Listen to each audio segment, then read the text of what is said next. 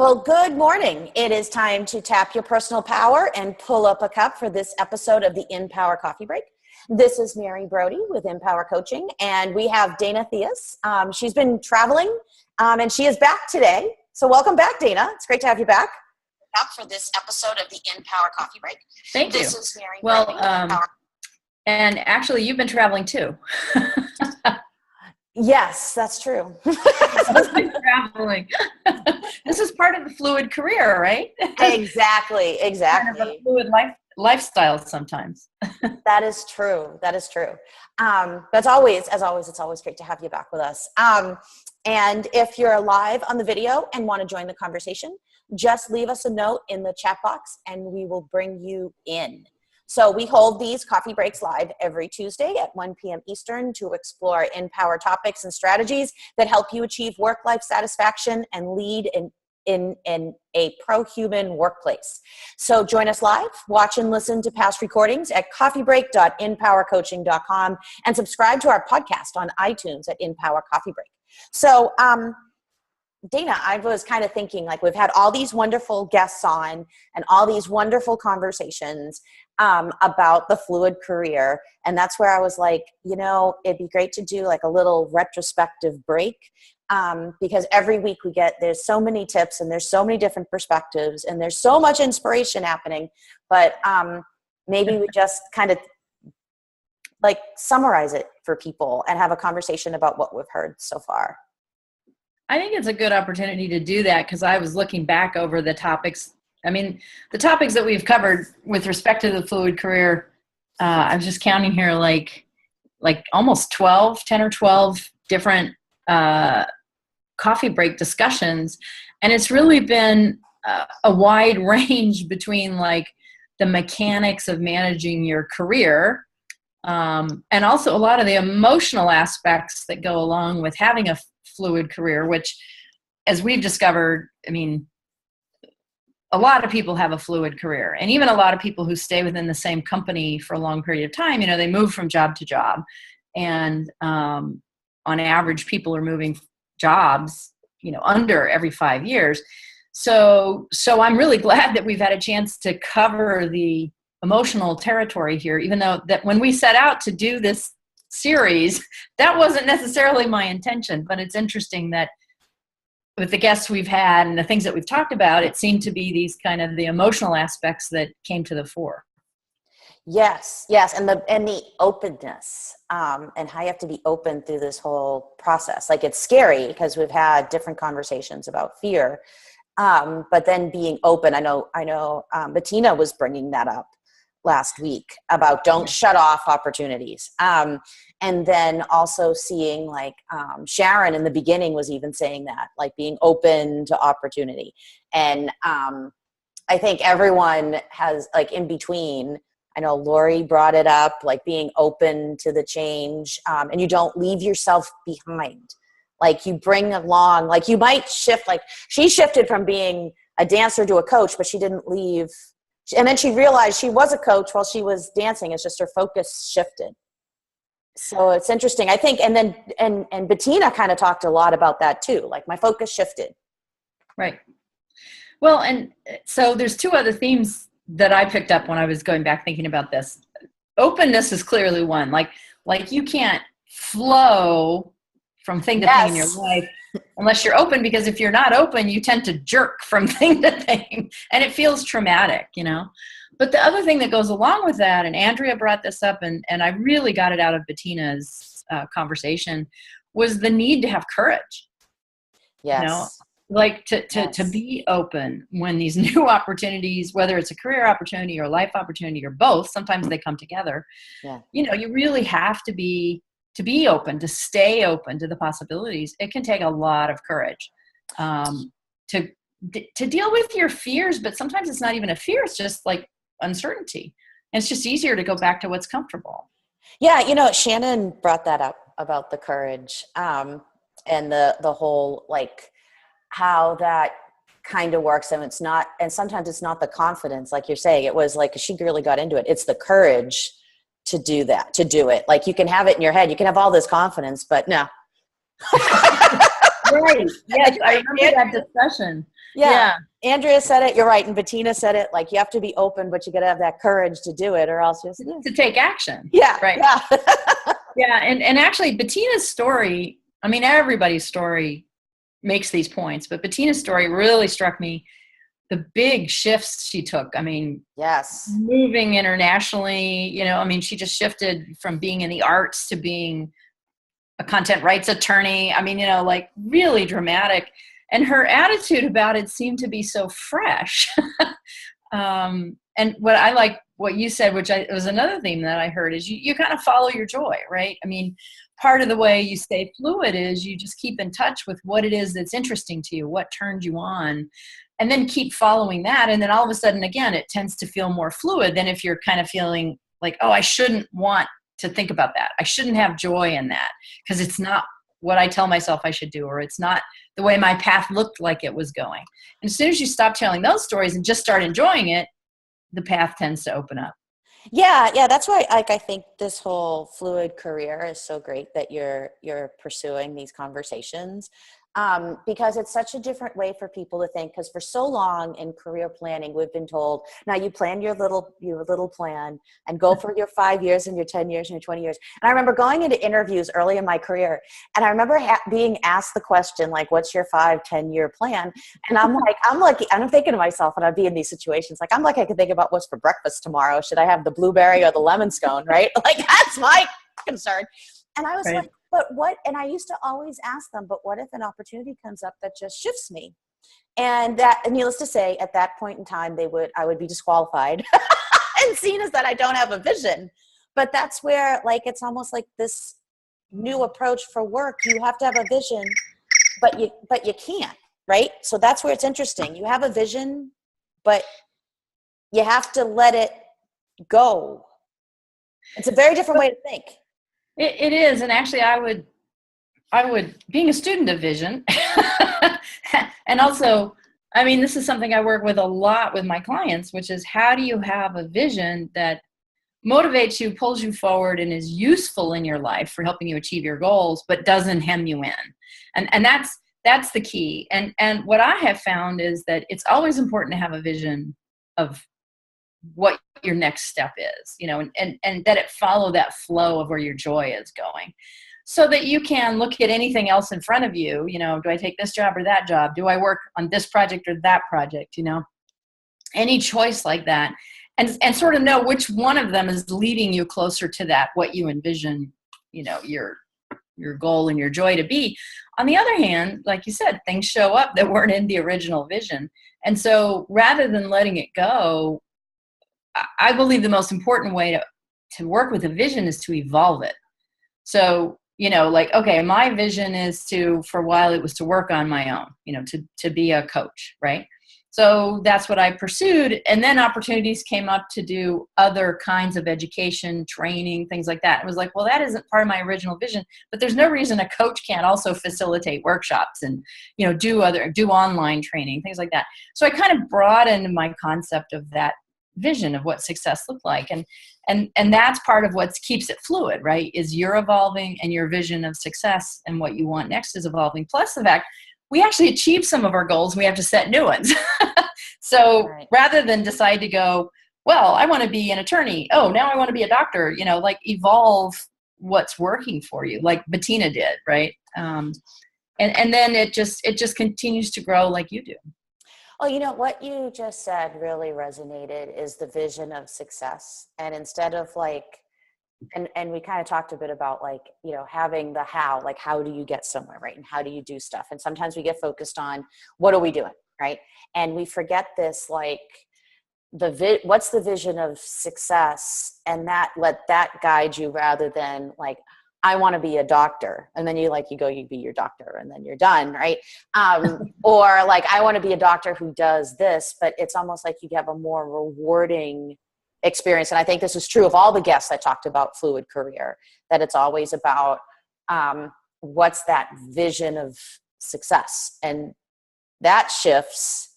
And then you move into that. I don't know if that makes sense, but it's just something that, like, it's a shift of, like, when we think of vision, we think of this, like, really concrete thing. And that, I think, gets us caught up. Yeah, I don't know if this is exactly what you mean, but what's coming up for me as you're talking is that's one of the reasons I actually work with intentions rather than visions, even though one can argue it's a vocabulary difference. But I I agree think a with you. vision, They're very different. But anyway, sorry for yeah, interrupting, but I agree. vision is kind of an intellectual thing because it's associated with our eyes, physically tied to our brain, right? Intention, at least the way I work with it and teach it, is it involves our hearts. It involves the feeling of success. So I may want to be a doctor, but what's the feeling that I get when believe I'm a successful doctor? Well, I'm helping people. I'm healing people. People are coming to me hurting and they're leaving feeling better. That is a feeling intention that joins with my vision of kind of what being a doctor looks like, right? And now I have a holistic understanding of the success I'm moving towards that's pulling me instead of pushing me.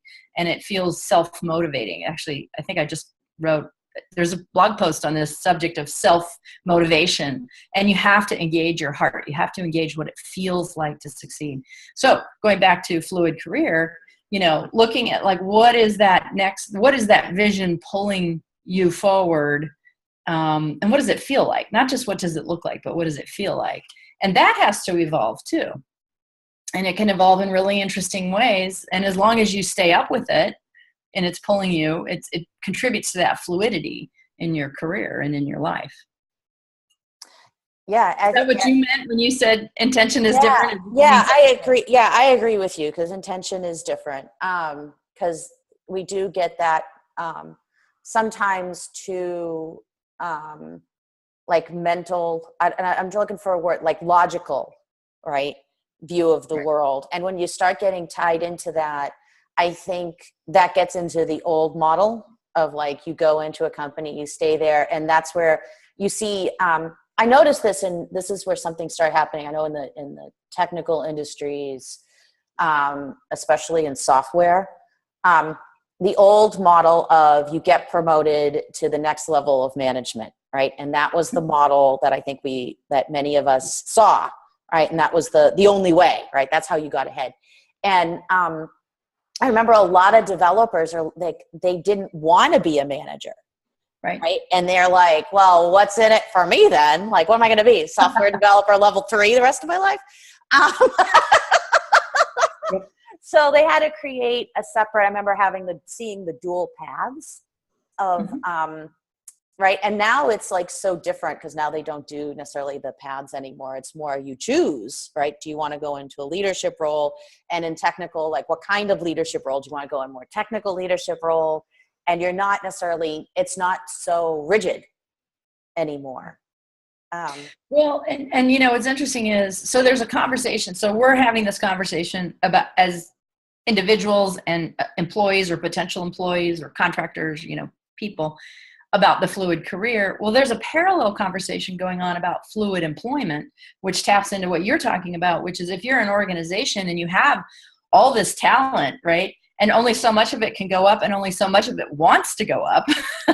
Right. How do you create opportunities in the company that's going to keep people interested and want to go from job to job inside, have a fluid career inside your company? And that's a different challenge of organization and talent development than the traditional model perceived. And it kind of goes back to the first time I heard of it was in Sheryl Sandberg's Lean In book about the jungle gym. So it's not, your career isn't just a ladder, it's a jungle gym.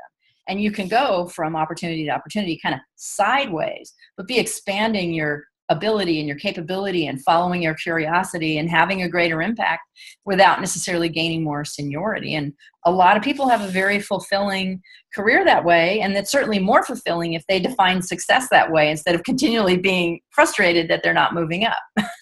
Yeah. I've worked with developers who end up turning into the architect role.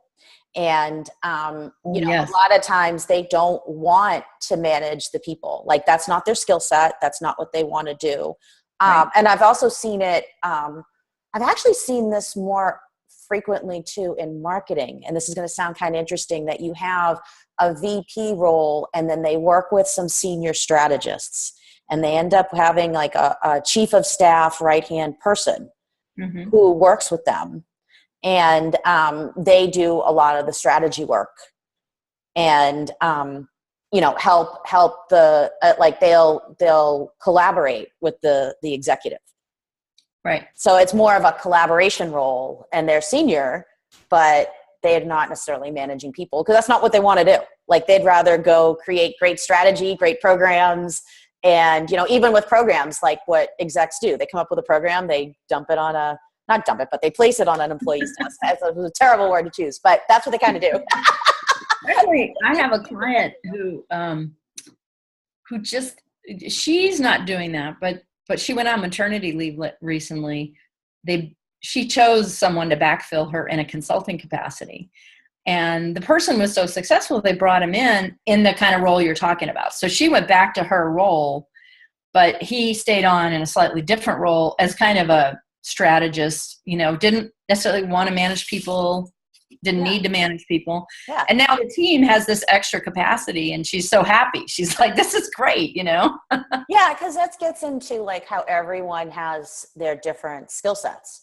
And some people, and I think this is especially in like a field of marketing, and I know it's very common in the field of design, because they always talk about like designers, they only have a shelf life of 2 to 3 years because they get tired of working with the same brand every day.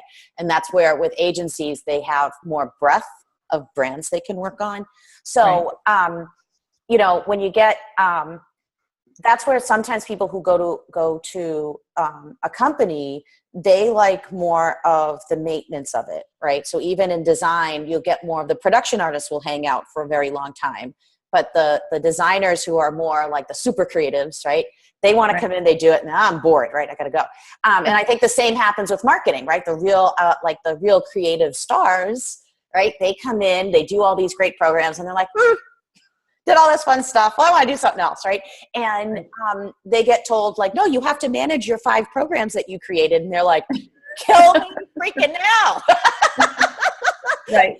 Like, they're just in incremental improvement mode. And I've done a bunch, and I'm bored. Give me a new program. And so, I mean, part of what we're talking about here is learning to play to your strengths, figuring out what your strengths are, and then finding the kind of environment that plays to them. But also, I think, and I don't have a firm opinion on this, but I think it's a question we should also sit with, is some of those things are personality oriented, and some of them are not. They're just like where we are in life and career. There have been times, I'm thinking now of my husband's career. There were times when he was very happy to just sit in kind of what you would call production mode. I mean, he was in the government, so it was different. But he was very focused on, like, we were starting our family. I was traveling a lot, and he was kind of the guy that was keeping it all together. Well, then I started working at home. He had more creative energy, and he went off to start taking on more creative challenges. And he was very happy with that shift, and then I kind of went through my own version of that. And it was just, things change in your life. Sometimes you want more creativity. Sometimes you don't. Sometimes you tap into more creative instincts. Sometimes you don't. We have to be gentle with ourselves and recognize that we change and our circumstances change. And sometimes we just need a different situation than we happen to be in. That's true.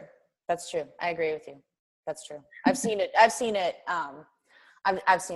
as well in myself, and seen it in friends and how they're doing with their careers or what they're deciding to pursue at the time.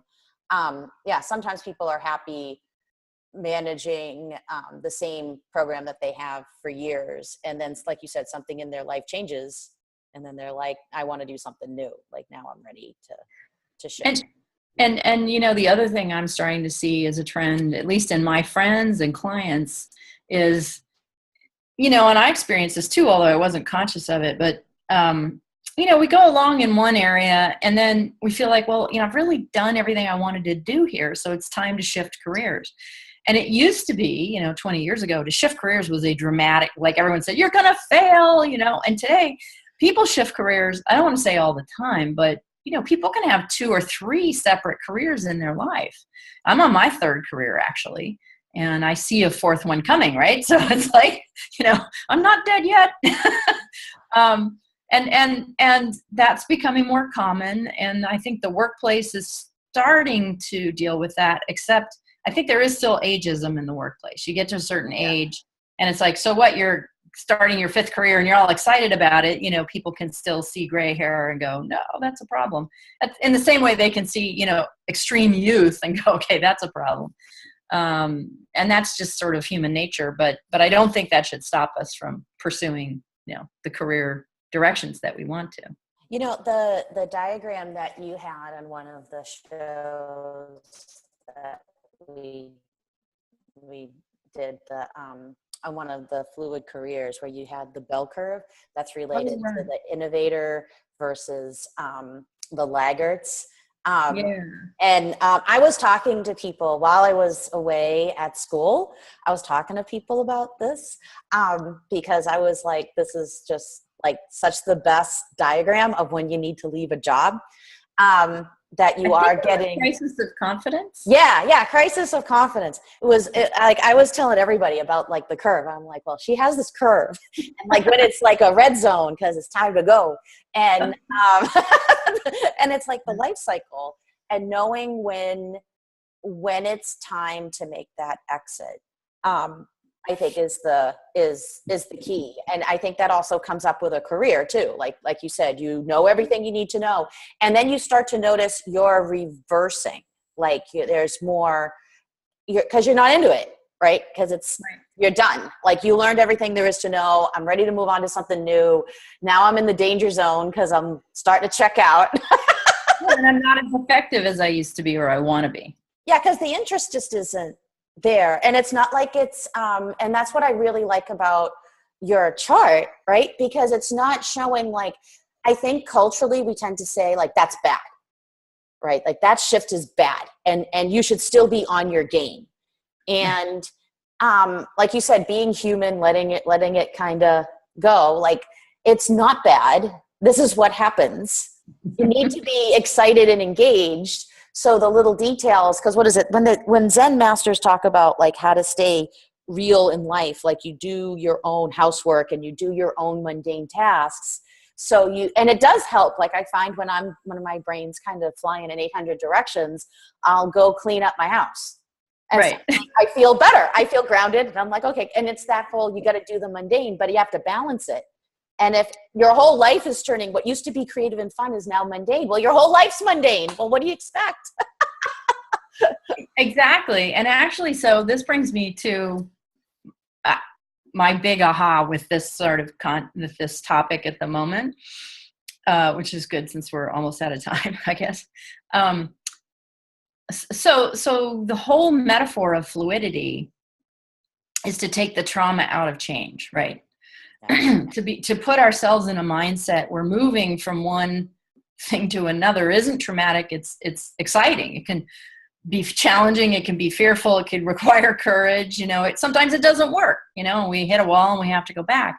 But the idea of fluidity is really about changing the story, which I think is what you're talking about, right? Which is there's a story that says, and we all know it's not rational, but it still feels like the cultural story, which is you go to work, you know, and you excel and you're so good that they reward you by giving you a promotion in that same job or in that same job category. And there's only so far that goes, right? But somehow when we want to change the story and say, okay, I'm done with this, either I'm done with this job, you know, we get into that red zone, right? I'm done with this job or I'm done with this career. You know, all of a sudden, telling the story of change feels uncomfortable. We feel like people are going to be worried for us, be scared for us, because we're scared, right? And who's going to support us? And part of the fluid career mindset is becoming adept in telling our own stories and tapping into our excitement in a way that we get excited, and so do the people around us that will support us. And I find that sometimes when you're in the middle of trying to define your new story, it's very hard to talk about it. It's very hard to tell it in an exciting way because you're full of trepidation, you're full of anxiety, and so you tell a story full of anxiety, and now everybody is scared for you. And that's one of the skills of this fluidity, is learning to retell our own stories. And there's certainly downsides to that, but for the most part, you know, learning to tell yourself your life in a positive story is very empowering. That's true. That's true. That's why, again, I just keep raving about your curve. That's the best way to describe it, because it's not Because we do get, I think, judgmental on ourselves and on other people when it's a natural course of life. Like it's the curve. Now it's time to start something new. Now, like life is all about endings and beginnings. Right. Actually, maybe I should do a blog post on that. Yeah. Because I think it's like it's so because like what you're talking about with the story, like when you tell the story, like you could say, like I was going through. It's kind of like Lori Darley was saying, like with the clearing, right? You're going through, you're clearing stuff out so you can have new stuff come in, but you're not saying like throwing the old stuff away. Right? It's like, it's just, you're making space for new, you're shifting stuff around because you could, easily come out and say like, oh, I was in this marketing role. And then, I just got bored with the role and I decided like, I don't know what I want to do next. And then start going down that whole path, that spiral down. Like, I don't know what I'm going to do, versus I achieved everything I wanted to achieve. Now it's time for a new challenge. Right. Exactly. And you sound so much like lighter and better. It's like, oh, what an exciting person versus, oh, I just finished that job. Now what am I going to do? And then it's like, oh, you poor soul. Well, that's exactly right. I actually have a client who's going through this right now, and she came to me because she didn't have a story, right? So now we're working on, before we work on what the story is going to be, we're getting her head around her right to tell her own story the way she wants to tell it, and sometimes we have to kind of recognize that there's some voice inside us that says, no, you have to tell it in the most negative way possible. That's the most realistic. And it's kind of like, well, it's your choice how you tell it. And like you said, you can choose an empowering way to tell it and you'll make yourself feel better. Or you can choose the disempowering way, and then there you are. Yeah. Because what you're bringing up is something about what I've noticed with marketing, and something I noticed that people think works, but it doesn't, is they think the negative threats of marketing messaging works, right? And I've been in situations too often where they want, like, the team wants to go down the road of this negative marketing threatening message of like, doom and gloom and da-da-da-da. And I'm like, no one's going to go for that, right? Like, because then people are going to be upset with their lives. Like, maybe my life is terrible, and it's just not the way to go. I'm always like, let's make it positive. About like, yes, like kind of like, why did Obama get elected? And it was because of his message, yes, we can, right? Not this, no, we can't, which is what we were hearing. No, we can't. No, we can't. Then he goes, yes, we can, right?